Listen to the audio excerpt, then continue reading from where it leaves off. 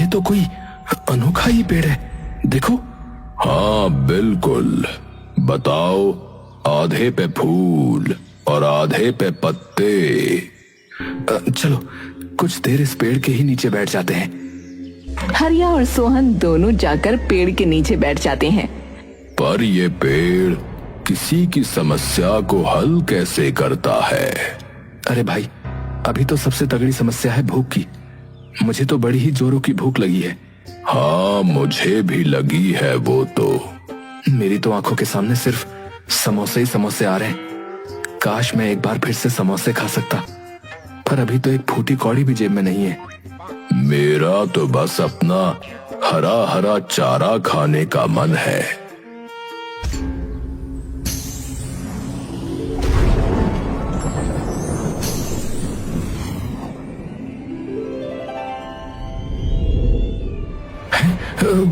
ये कैसे हुआ?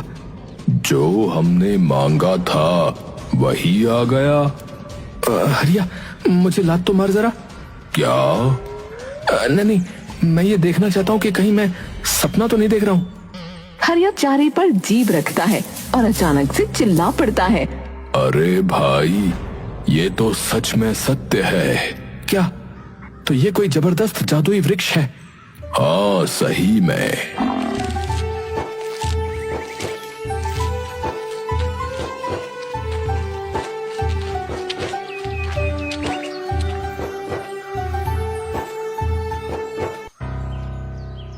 सोहन भाई, मुझे ऐसा लग रहा है कि इस पेड़ से जो भी मांगो वो सच होता है।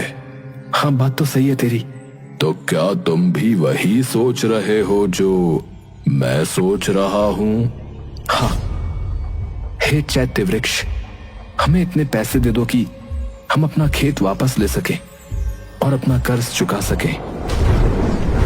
मिल गए। अरे अरे, कमाल हो गया रे हरिया, कमाल हो गया। चल हरिया, फटाफट जाकर अपना खेत छुड़वा लेते हैं। सोहन भाई, हम वैसे इससे और पैसे भी तो मांग सकते हैं। अरे नहीं हरिया, जितने की जरूरत है सिर्फ उतना। तुझे याद नहीं कि पिताजी क्या कहते थे कि आवश्यकता से ज्यादा पैसा इंसान को अंधा बना देता है, और आवश्यकता से अधिक कोई भी चीज ना दिमाग के लिए और ना सेहत के लिए अच्छी होती है। हाँ बिल्कुल सही बात है। सोहन पहले जमींदार के पास जाकर अपने खेत के कागज छुड़वा लेता है और फिर बाकी के पैसे लेकर मंगत उस्ताद के घर पहुंचता है। अबे कहाँ रह गया था है? घर पे 100 काम होते हैं।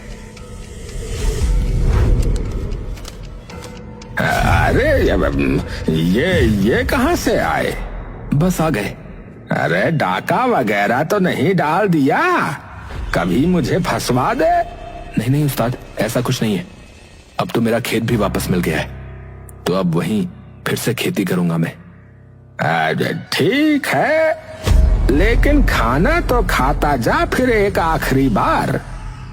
ठीक है उस्ताद। मंगत तभी अंदर शबाना के पास दौड़कर जाता है और सारी बात बता देता है।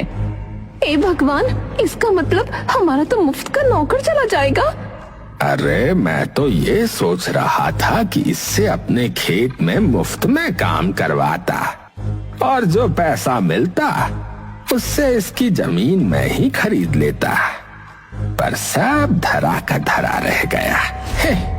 आप एक काम कीजिए जी, आप इसे मोड़ दीजिए और इससे कागज ले लीजिए और इसका बैल भी। आपको याद नहीं कि ये बोलता भी है और ये गांव के लोग पागल हो जाएंगे ऐसे बैल को देखकर।